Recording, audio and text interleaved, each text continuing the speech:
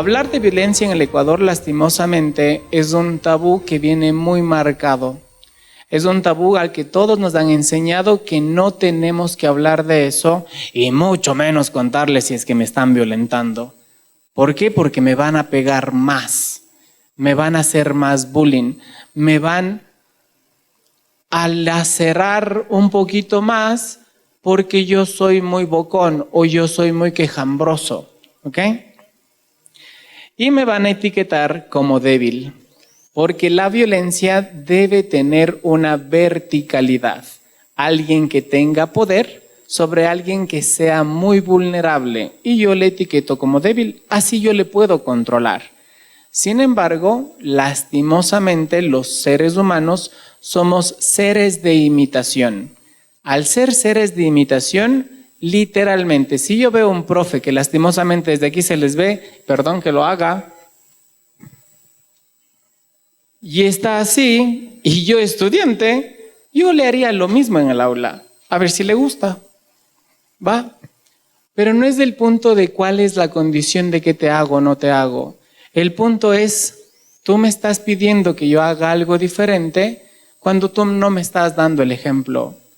Entonces yo te puedo alzar la voz para poder demostrarte que tengo buenos decibeles en la voz, o simple y sencillamente porque yo no te puedo controlar y te tengo que gritar porque así aprendí yo que la gente se tiene que regular.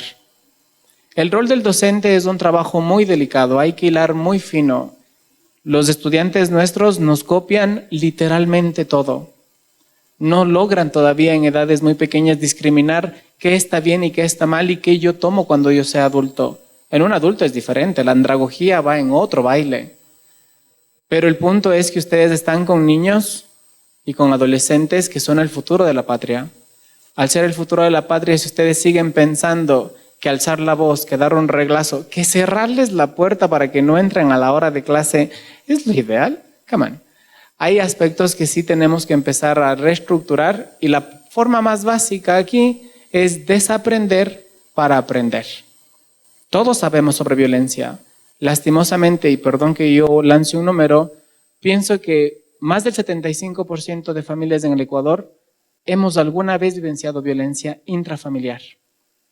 Porque le pegaron a mi mamá, porque le golpearon a mi papá, mis hermanos se golpearon, alguien llegó justificado de que está tomado y les zarandeó, pero es que pobrecito, está borracho, no sabe lo que hace. No, perdón, sí sabe lo que hace. Tiene la conciencia muy clara de lo que está haciendo. Está obnubilado, es cierto, pero la intención está y si hay intención hay conciencia. Cuando esclarecemos todo esto, nosotros nos vamos dando cuenta de que debemos estar muy claros en tres factores principales que es el ciclo de la violencia.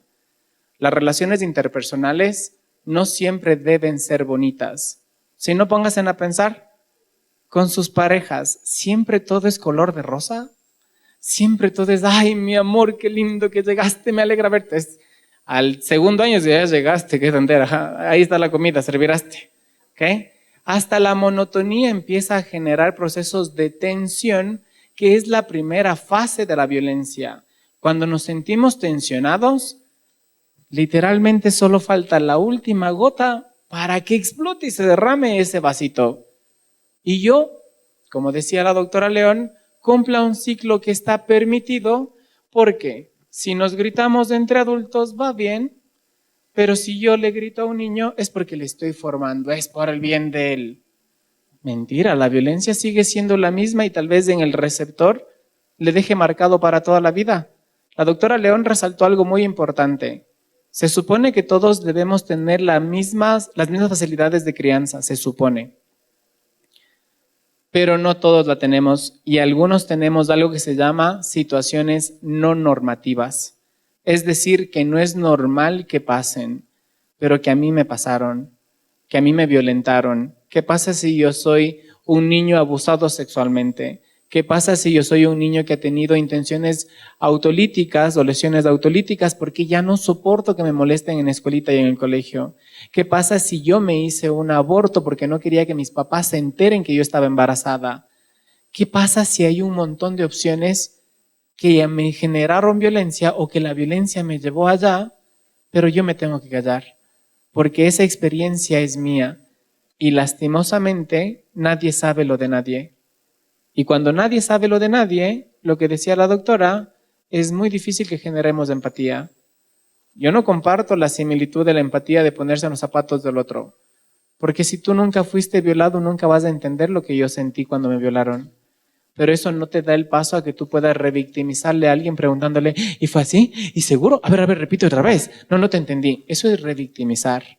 Y ese es un paso que en las escuelitas lastimosamente lo hacemos porque existe el morbo.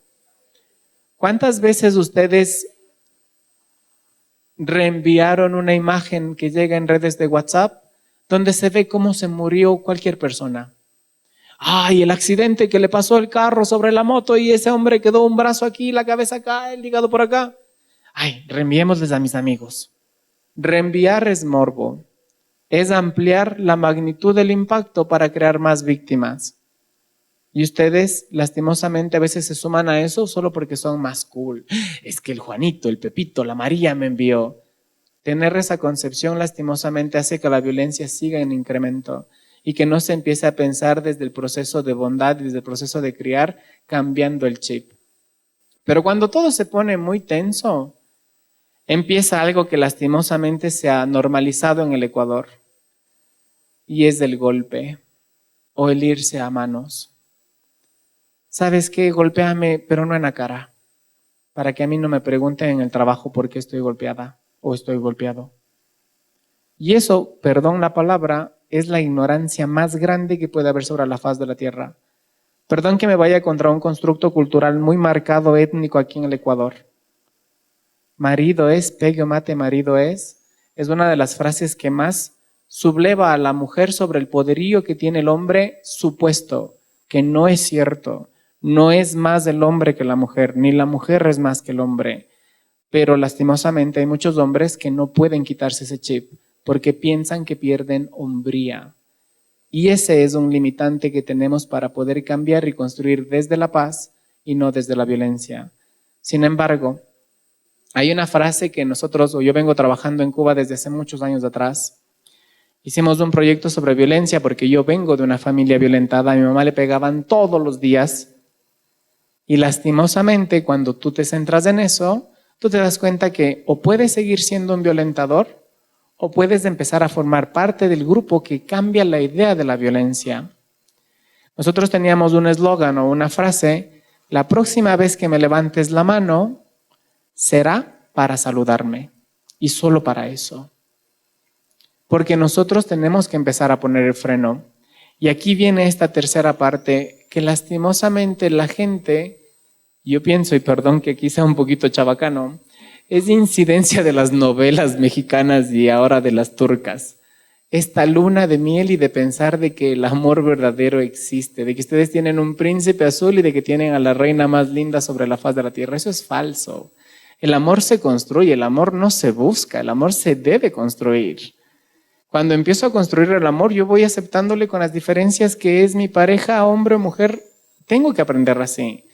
Pero si es que yo estoy idealizado en que, ay, es que llego a la casa y tengo ese bombón de marido, llego a la casa y tengo ese mujerón de esposa, y me voy poniendo un ideal de que esa es mi fantasía de un matrimonio perfecto, yo me voy a engañar de que, supongamos Berito es mi esposa, me violentó o yo le violenté, pero como soy el ideal de ella o ella es mi ideal, llego y le llevo una florcita para decirle: discúlpame, mi amor, no estaba pensando, reconciliémonos, ya no va a volver a pasar.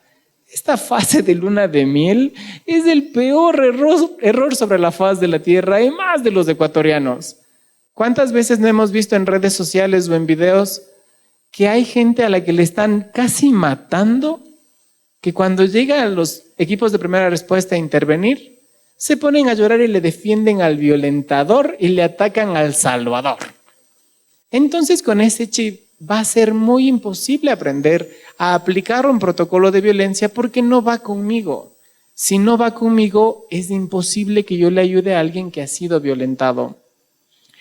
Pero por ahí me nace a mí la duda: ¿ustedes en verdad saben qué hacer si es que se presenta un caso de violencia en la escuela? Si se presenta un caso de violencia en la casa, solo con llamar al 911 es suficiente. Solo con tratar de defenderle a mi mamá de que mi papá ya no le siga pegando, es suficiente meterme en el medio para yo faltarle el respeto ahora a mi papá desde un constructo social, ponernos a la par, empezar a romper esa filiación paterna o materna. Esos son los pasos que se debe hacer para que la violencia termine. O debería empezar desde cero y, como Berito dijo, recordar que no es la imposición de la fuerza la que debe formar un individuo, sino recordar que la comunicación es el camino ideal para reflexionar y todos aprender. O miéntanme a mí, ¿ustedes son papás perfectos? ¿Ustedes son mamás perfectas? ¿Ustedes tienen una guía que les dice qué hacer como papito y como mamita? Nadie la tiene. Nosotros experimentamos en el proceso de criar a nuestros hijos. Muchos repiten el patrón de cómo me pegó mi papá, me pegó mi mamá. Eso funcionó y yo medio sirvo. Vos vas a hacer lo mismo. Pero los que reflexionamos, empezamos a pensar, bueno, a mí me hizo esto, mejor cambiemos el chip, yo mejor te enseño la lección para que vos por cabeza ajena no caigas en lo mismo. Entonces, no tener establecidos, perdón que tome el nombre de la institución que hizo el favor de invitarnos, pero si por ejemplo la institución por cumplir un documento tiene una ruta, pero la ruta nunca ha sido siquiera hecha en simulacro o simulada, con la intención de aprender, no de medir, no tiene sentido tener el papel. Entonces, cuando yo docente recibo una violencia o un informe de violencia, ¿qué es lo primero que hago? ¿Aviso? ¿Me trago? ¿Voy corriendo donde otra mujer a decir, ve, ayúdame, a la fulanita le violaron? ¿Qué hacemos? ¿Fuerza femenina sobre reglas? ¿O voy corriendo donde el rector porque es culpa del rector? A la larga, él es el representante legal, él que vea lo que hace. ¿Cuál sería el primer paso que ustedes darían? Bueno, este no nos va a servir mucho. El mutismo selectivo no sirve en un caso de violencia y es el que más se pega, por si acaso. Por eso les pongo en esta condición. Porque la gente desconoce qué hacer. Y el desconocimiento no nos permite ayudar. Entonces, supongamos que Berito es mi profesora. Y yo, niño, niña, adolescente, le digo, me topa. Yo qué sé, me quiere dar un abrazo de bienvenida al aula. Y el rato que me abraza, yo veo que el niño o la niña se incomoda físicamente porque le duele el cuerpito. Yo no le puedo exponer al niño, pero sí le puedo preguntar qué le pasó. Y si el niño empieza a titubear, yo ya sé que hay violencia, ya sé que esconde algo. Y es tan básico como la comunicación no verbal, que si el niño se esconde atrás de mis piernas y piensa que yo, docente, soy su escudo protector, soy su superhéroe, atrás de otro adulto que le ha intimidado, yo no debería pensar que eso es mala crianza, que él quiere rebelarse y no saludarle. Yo debería ponerme que esa tarjeta amarilla me está avisando a mí que ese niño está en peligro, que con ese adulto tuvo un roce y que ahí hay algo malo. Entonces, empezar a descubrir lo que el niño o la niña o el adolescente nos dice sin decirnos es el primer paso para poder dar, ahora sí, inicio a un protocolo que va con la recolección de la información, pero la canalización importante de cómo yo te hago saber a ti, líder o jefe o director, como ustedes lo consideren en la unidad educativa, para activarnos todos. Y el objetivo aquí no es que todos para que todos sepan el chisme, sino que todos para que todos sumemos a cuidarnos y a reflexionar sobre lo que está pasando. Y aquí solo les voy a dar una pregunta para resolver para ustedes mismos. Si un niño, Dios no quiera, se perdiese en su unidad educativa, desaparece por completo su unidad educativa, ¿solo el profesor responsable del aula le va a buscar? ¿O ustedes activarían un sistema de búsqueda para que todos empiecen a barrer las zonas cercanas? Pero ahí sí trabajamos todos, ¿no es cierto? Entonces, cuando alguien es violentado, ¿no será también prudente que todos trabajemos un poquito para poder subsanar este proceso? Eso sí, evitando la revictimización. La persona no tiene que contarle al profe de primero, al de segundo, al de tercero, al rector, al vicerrector, ahora viene alguien más. Eso es lo que se debe evitar, pero el protocolo debe estar establecido. Y en esta forma, ya para cerrar, cuando nosotros empezamos a activar el protocolo, vamos a identificar dos partes. Cuando hay una situación de riesgo inmediato y cuando hay una situación de riesgo básico. Las de riesgo básico son bastante llevables en el aula y en la unidad educativa, pero las de riesgo inmediato tienen que ser derribadas, porque caso contrario nos convertimos en cómplices de la violencia por callar un proceso de violencia. Y nosotros, pienso yo, no deberíamos compartir ese proceso que lastime a alguien más. Así que hablar de esto es un tema súper largo, pero sí les invito a usar el chip de no ver la violencia desde la violencia como tal. Lo que yo traté de usar con ustedes tiene un sustento teórico que se llama terapia breve centrada en soluciones. Ver la solución y ya dejar de ver el problema, porque el problema en vez de curarse se empieza a incrementar. Y cuando veo la solución, es más fácil trabajar de ahí para testear y ver si me tiene cierta incidencia positiva asociada a sobrellevar lo que me está pasando. ¿Sí? Yo les agradezco mucho y les voy a repetir por última vez para ver quién sí logra decir la frase. ¿Ya tú lo sabes? Chévere, vamos a ver ahí los compañeros del cole que están por ahí, nos va a repetir después de decirles de esta, ¿ya? Y dice, sun sun piscatunga, la ribé, piscatunga y tinga, aibe, pere, bere, bere, be, piscatunga, la ribé, piscatunga y tinga. Ellos lo hicieron hasta bailando, era que ustedes le vean ahí. Y ese es un aspecto que en verdad les agradezco por parafrasear conmigo y por moverle, porque recuerden algo importante, el que educa con amor es porque tiene amor propio para cambiar el mundo. Así que muchísimas gracias por la oportunidad.